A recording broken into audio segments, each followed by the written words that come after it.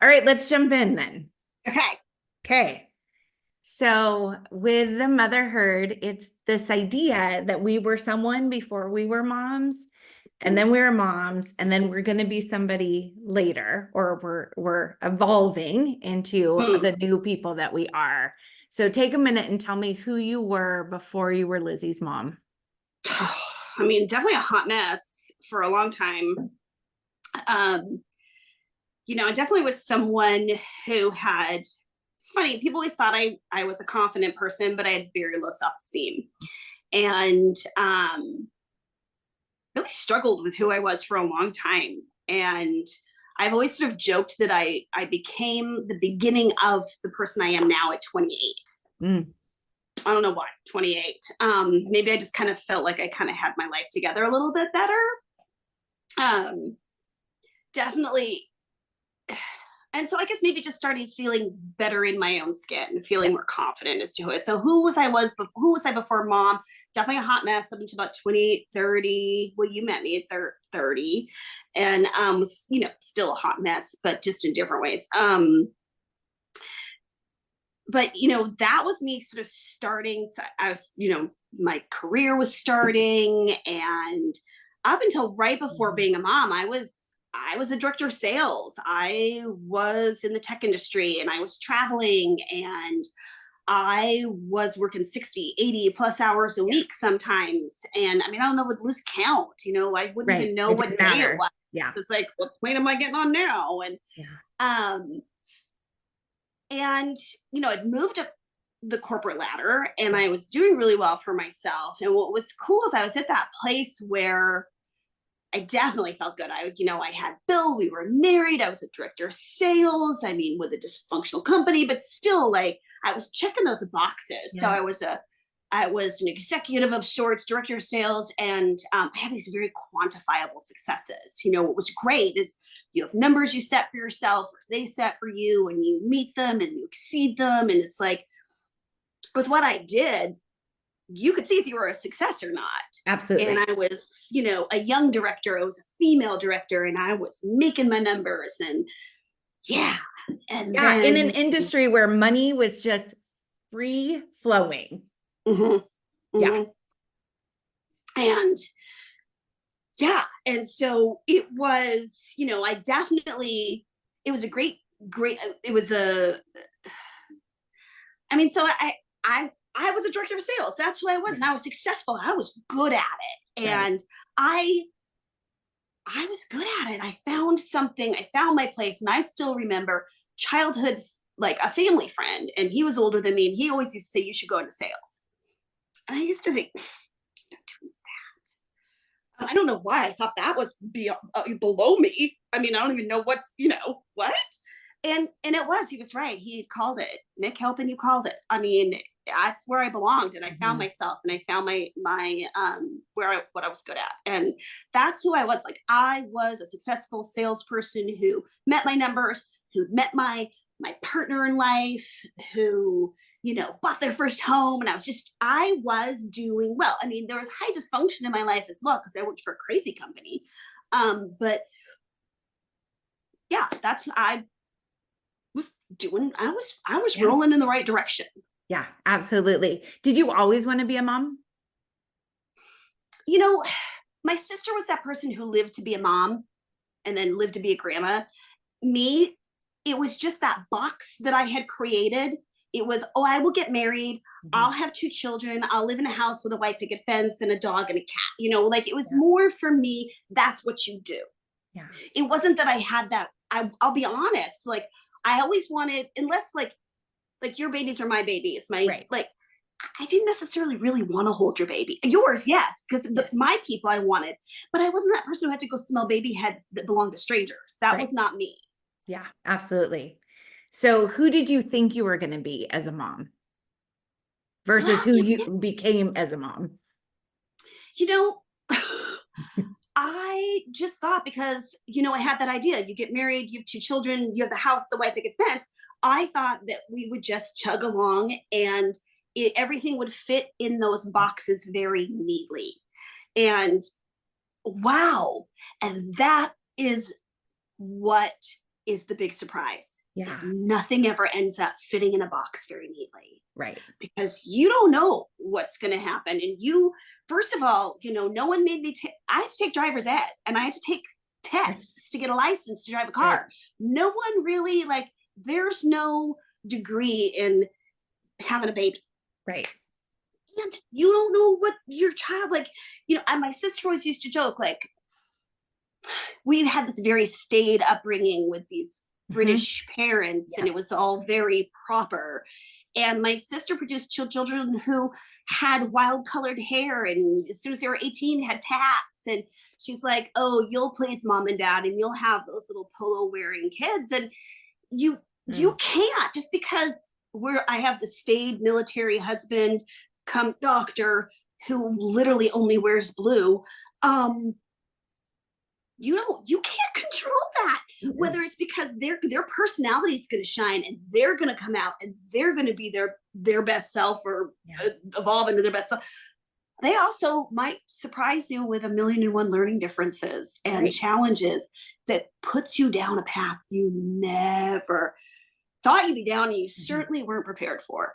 Right.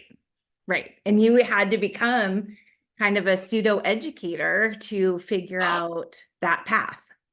Oh my gosh. And my heart just goes out to people, because I'm very blessed that I came from a family who made sure I was very well educated, and I understood resources, and I knew how to obtain tools. I had someone like you who was an educator and an administrator. I remember tapping you as a source. And so many people flounder because they don't know what there's. Well, one, they don't even know something's wrong because they don't know to know. And then they don't know how to fight the system. And I had to fight for my child. I had to fight and manipulate and threaten with lawyers, because no one wanted to help the dyslexic. Right. It's too expensive to help those kids. If your child has something more overtly challenging in their life, then like, I almost feel like you have to look apart to get help in the public school system. But if your problem is more invisible, you get pushed through, because we don't have the money, so we're just going to pretend like nothing's wrong with you. Yeah. And it was a daily battle. Yeah. And I think, right, from my educator standpoint, going through all of it, people didn't know what to do with dyslexia. They were still trying to figure it out. And you were right on that cusp of, great, you're all trying to figure it out, but it's my kid, and we need to be able to figure this out. Right. So, well, and being a typical, a product of me, she was different. She has something called visual perception deficit that falls under the umbrella of dyslexia.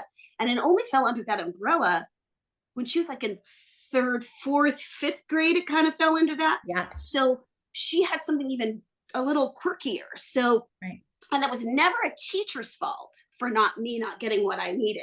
It was never my principal or vice principal's fault. It was the district office who was like, they were doing the numbers. I don't have the money for this kid, so we're going to pretend like there's not, like. And I still don't like that. And maybe they have no choice. But I'm going to be mad at them probably till the day I die. Yeah. But, and maybe I should be mad at the federal government too. I mean, I'll be mad at everybody who just wouldn't help my kid. But, and we're just super lucky that we had the ability, to pay for stuff. And we had a tutor, our tiny podunk town in Tiny Town, Mississippi, actually had a little tutoring center for dyslexics. So Lizzie had a tutor she went to a couple times a week who was amazing. It still was by no means enough. Right. No means. Yeah. I mean, every kid needs individual things, and we create these boxes, right? The boxes you're talking about that we expect everybody to fit in, and who fits in those, right? Like, I haven't met that kid. Yeah. No, and it's hard. Like, you think about teaching, no child learns the same as another, and so the gifted teacher is teaching the classroom at different levels, but then even the gifted teacher can't necessarily do that because they're forced to live up to state and federal standards to get funding. Right. And so, just these kids get lost. And as a mom, like, I feel like,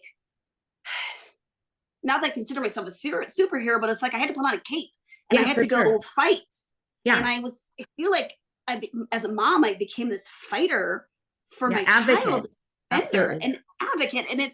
And it's been so many years that sometimes I feel like other things got lost because I Mm. was constantly fighting, and things did get lost for her because I was Mhm. constantly trying to fix what was going on. She kind of lost a lot of the fun in childhood. Yeah. Yeah, And because but you it were did the worried. best. Mhm. Yeah. I didn't know how to fit in with occupational therapy and dyslexia tutoring and everything. How was I going to fit in soccer? Right. Like, she did it pre all that, and then there just wasn't time. And then Lizzie became so anxious about scheduling, and to this day has a level of anxiety about scheduling because there was so much scheduling to Right. get all her needs met. So we ended up moving to a place that had a school that just offered an education for dyslexic kids. But Right. again, we're very blessed that we had the financial means to do so, because the average family can't just say, we're going to move to a different state and we're going to put them in this private school. Right. And, I feel regret that I couldn't start her in third grade, and Right. I started her in sixth grade. But she's still, she's thriving in many ways that, like, a lot of the little girl I used to know came back Yeah. because she was getting the help she needed. And gosh, I mean, that's just the helplessness as a mother, is that you're I'm finding all these battles that I'm not seeing, that the poor girl over time was, the self-esteem was just Yeah. drying up and diminishing. And I'm trying to battle the schools and get her the education and get her the fix so that she can function as a young adult. And then all the emotional stuff Right. just wasn't being met. And um I just didn't know to look at for all those things. And now Yeah. I thought I Yeah. would cry, but like I I know. cry because I missed that part. And so I Yeah. definitely wasn't wearing the cape because I wasn't the superhero, because I missed that part. Well, and you talked about before too, like you have this idea like of the boxes of like the two perfect kids and the house with the picket fence and all of that. Um, Lizzie's your only. Mm-hmm. My only. And which is good and it's bad. Mm. There's pluses and minuses to that. Like, one, I didn't have to worry about getting Susie to soccer and all the things that she would have needed. I could just focus on the needs of this child. Right. And this child probably wouldn't have gotten everything she needed, or he, and wouldn't have gotten to participate unless some nice neighbor had taken them to their Right. sport or their theater group or whatever. And but the other thing is, there wasn't that grounding that a sibling offers, Yeah. and that could have maybe just calmed things a little bit, or maybe they would have been able to feed that child.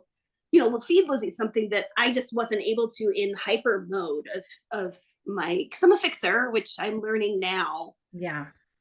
Being a fixer sometimes is not fixing. Right. Sometimes it does more harm than good. So Yeah. But we're only doing the best we can. And so you do that. And then you are in a new place and you're like, oh, wish I would have done that differently, or I wish I would do this differently moving forward. So let's play that out a little bit, right? Like Lizzie is in a school where she's getting what she needs academically. We're all figuring out how to support our children as they get older and their emotions and all of that. Fast forward 5 years, what do you see for you? I mean, that's scary. I mean, I just can't imagine being an empty nester. Right. That's just heartbreaking to think about. But I've started to kind of figure out now that you can't put your life on hold for those free moments. Like, you Right. kind of have to start it now. And I realized that I did stop the corporate job because I moved. Military wife, didn't get to Right. choose where I was living, and the company was like, "Yeah, tiny town in the middle of nowhere. You're not keeping your job." Right. And there wasn't a job like I wanted in those places. So, but I've realized I definitely, I spent all her childhood years while she was in school. I was involved in advocacy, and I was very, very busy, and I was fighting for public schools and full funding so they could get help for these kids. And But again, that was for her. And Right. so I've realized now, and what I realized for my future is I have to put something in there for me. Yeah. And COVID get kind of like, as things started to open up a little bit, like I grew up thrifting Mhm. and going to estate sales and garage sales. And I always used to dream like if you could have that weird Hallmark movie job, I would be the one in the little town who owned the local antique store. Yeah. Like that's literally like years and years and years ago. I was like, wouldn't that be nice to have my own little antique store? I mean, I did get a master's in medieval history. I'm the dork Right. who has like old stuff. Yeah. Um, so I just, we got this new house in North Carolina, and I was like, well, let's just start. Like, I don't like my new, so I started like, there's so much beautiful glass and pottery out there. Let's go Right. find someone else with someone else. I like dead people stuff. Right. So let's see what they gave up, what they donated, or what their children said I cannot have. So I started picking it up, and then I realized that doesn't match my house, but God, I could sell that. Yeah. And so I've still and I realized that like when I had to research these things and learn about all the different eras of glass and all the different countries and the different styles, and being able to be able to view something, and is that good, is that quality, where's that from, and because you have to really positively ID things when you sell them. It was using a part of my brain that had not been used in a really long time, and it was so nourishing, and it was so good for me, and Mhm. it made me feel just better about myself. I mean, so many years of motherhood, like we do martyr ourselves, and Yeah. I was finally doing something that was actually for me, and it's like, well, this is something that I can do part-time a little more. I can add and add and add and add, Yeah. and it can be more full-time, and it can be, I can, maybe one day we'll retire in a tiny town, and I'll be that person where, the Hallmark movie little Right. antique store. But I've just learned that you need something that nourishes you, that feeds your Mhm. soul, that feeds your brain. I Yeah. mean, and that doing something. So what I see for myself is, keeping doing this, expanding it, making it bigger, whatever it looks like. I don't really know, but it's something for me. And maybe, goodness knows, as someone with ADHD, I could end up pivoting a totally different Right. direction. So we love to change. But I now know that I can learn new things, and I can take in information, and I have a really good eye, and I can see Yeah. something and be like, that's gonna go. Yeah. But so that's great. That's a talent I didn't know I had. Yeah. And so that's what I see for myself in the first. But again, if we're going to bring it back to being a mother, I'm modeling something for my daughter that's really powerful. Mhm. She needs to see me doing things for myself. Yeah. She needs to see me nourishing myself. She needs to see me doing things that are healthy. The greatest thing we can do is model things for Yeah. them, and how great I am giving to her. But at the same time, I'm giving to myself. And Yeah. that's cool. Yeah. Because they become the center for so long. And then like to not see that there's more to us Mhm. is they're missing out on that big piece of like that bigness of us Yep. because we were not little before we had them. We these huge lives, but they become more and more narrow as we're doing all the things for them. Say a little bit too about who else lives in your house because you are like the epitome of the sandwich generation. Yeah, definitely. So, um, it's me, Bill, my kiddo, and my mom. Yeah. So we definitely are, we are seeing more and more seniors living with Yeah. children because people are living longer. Cost of living is crazy. Mhm. And so she is 82 and she lives with us. She moved here during like lockdown. She was in Seattle, so it was like ground zero, and it was very scary. We always knew she would live with us sooner or later because my dad died many years ago, Mhm.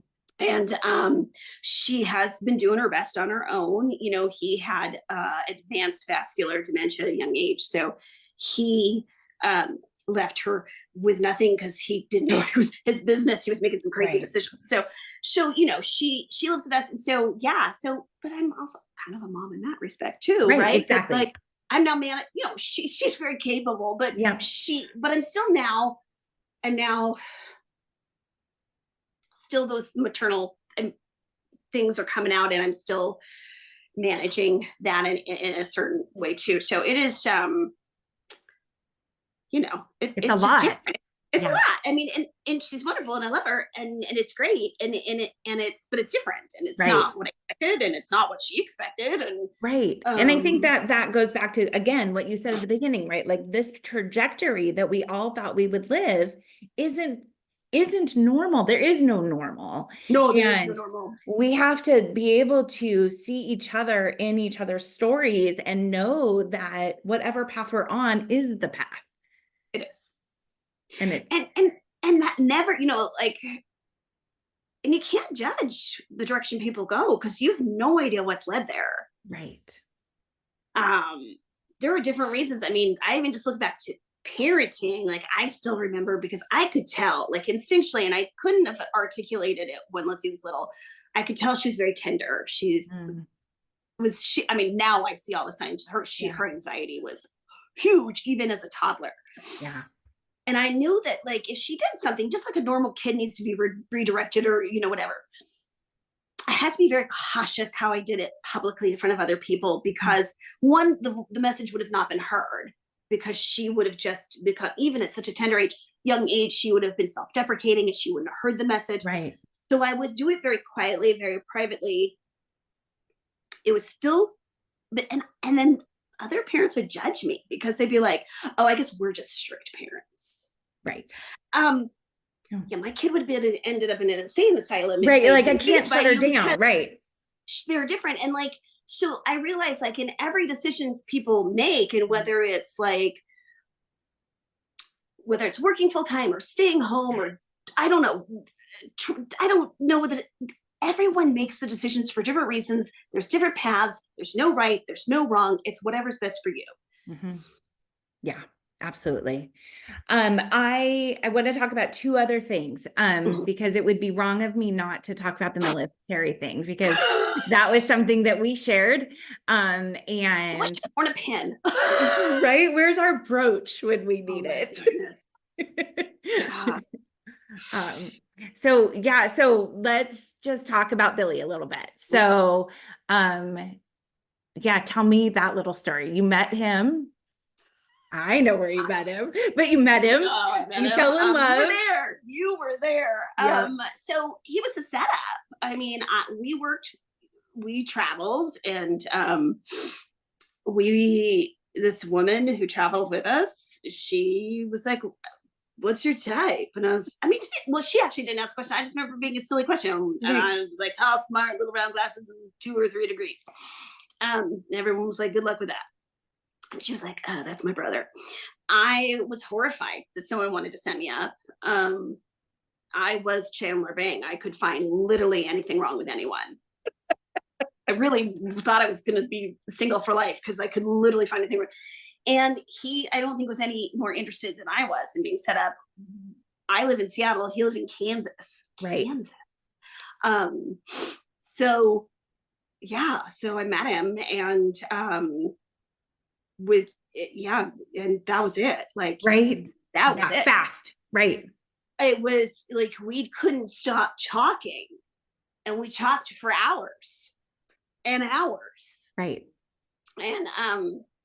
And that was something I didn't understand the military. Right. I, knew my grandfather had been career military until World War II. And then when he got out, he did something else. And so but it just was not anything that I understood. It was not a part of my world. I would have said, no way. I would never date someone who's in the military.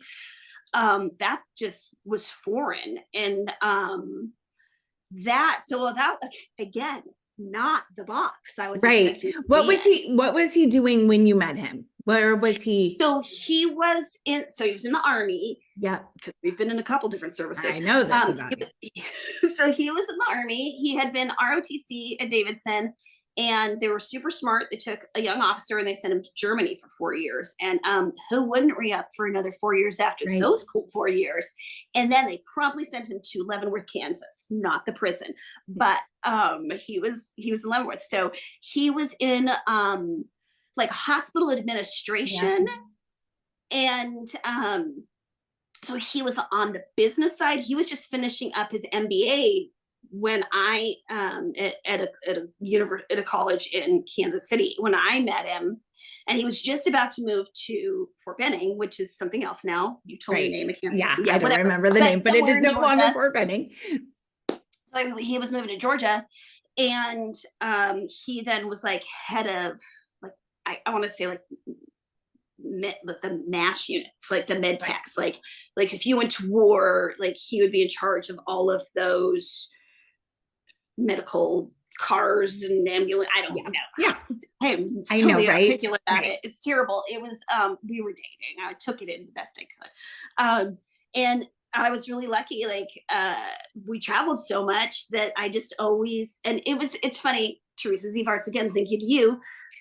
She would always, I'd be like, because we had to take the cheapest flight. I go, if it's cheaper for me to do a layover in Georgia, can we do that? And she found out why I wanted that. And it was so miraculous. And I never understood it, but every flight was cheaper if I had a layover in Georgia. I was in Georgia all the time. I did not realize until many years later, she's like, Lisa, I used to put that paperwork in the shredder. None of those were cheaper. So she was a matchmaker. Right. And so that was, again, a case of just like, that's not who I thought I was. And that's, doing. And so I'm not super spontaneous, not at least with that person. I was always very reserved. So like to do something kind of off the cuff like that wasn't neat. So then that was going to be his last gig. He was like, I want to go back to my original dream. I want to be a doctor. I'm tired of the red tape. Like he was being molded to move up the food chain, and they were not happy that he was leaving because he was definitely being groomed in a good way. But absolutely, he's very skilled.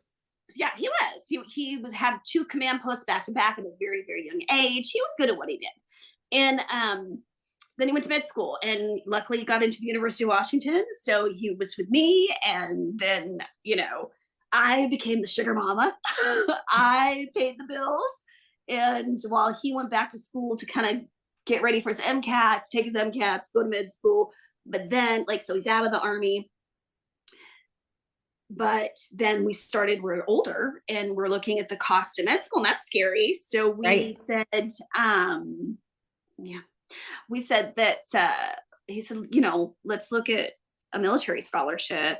And at this time he said, the Air Force is a much kinder, gentler service for families. Yeah. So maybe that'd be a better route. And so we took the Air Force scholarship, and we ended up, we served our time. He did his residency, his fellowship, and then he served his time. And then with me having the surprise of a year after Lizzie was born, having breast cancer and having a double mastectomy and 15 months of chemotherapy, and just with the tenuous state of politics and health insurance changes could happen, and I now have a pre-existing condition, so we stayed in an extra few years so he could fully retire with his 20 years, but with the weird overlap of 2 services that ended up being 21 and a half, so that I could have insurance for life. So will always have insurance through the military. Because so good. I mean, it's a gift, and but it's a gift that you get because you're willing to hand your spouse over to Afghanistan or Iraq or wherever. Absolutely. And being alone. Our husbands. You've had scarier situations than me, but it's still learning to do life in a way that is unexpected and not like anybody else. Because and we figured out something was really wrong, like really was not like that. The issue with Lizzie's learning was something big when he was in Afghanistan. Right. That's when my car died and the garage door stopped opening. And absolutely. And you figure out how to do it all. Yeah, you do. And you do. And you just figure it out because you have to. And then you then get to these places in our lives where now we have choices, which is so exciting. And I just love that we get to still be friends after all these years and to go through this together. Well, we were young and we were traveling from We're city to fancy. We city were so together. fancy. We were fancy. Yeah, it is cool. We've seen a lot of changes with one another, and I don't know. That's just the power of a good female friend. Is that I think you can stay connected all these years, living in different states and living Absolutely. very, you have 3 children that you've raised, so very very busy woman, Yeah. and built a huge career, and because you totally changed from what we were doing Right. together. Absolutely. And But changing again, because why wouldn't we? Right. Because we right, can. we So can. here's my last question for you. And Okay. I don't want to make it so that you cry, but it might. So be prepared. Mhm. What characteristic about yourself do you see in Lizzie that you love? Oh, okay. I'm like, okay. I know. I knew where you were The going. brain goes to the negative, I know, right? but what do you see in her that you're like, I gave her that and I am so Sense proud of of it. humor, her dry, sarcastic sense of humor, which I have told her from an early age is a superior sense of humor. Um, but yeah, so I love her dry, like her peers don't get it really. Yeah. So, and I'm like, don't worry, when you're an adult, you'll find your people. But like she's got my sense of humor. And you have to be able to laugh your way through life. Yeah. And that's one of the things I've really believe you have to be able to find something funny in everything, because if you can't, humor can just, it can bring you up, it can Yeah. make you more even kill. I mean, humor's just, it's been my go-to Yeah. for so many things. So I am grateful that she did get my sense of humor. So It's I think awesome. that's a good thing. Yeah, for sure. And your heart. I think that she has a She's got lot a of big your heart. heart. I like to think I do too, but she Yeah. definitely has a huge heart. Yeah, absolutely. All right. What's your hope for yourself in 5 years? What do you want to hope for yourself and how you're feeling 5 years from now? That's so hard. I married a man who had 3 month, 1 year, 5 year, and life goals, like literally wrote new ones I mean, and I've always kind of just flown by the seat of my pants. Mhm. And that could be the ADHD. I don't know.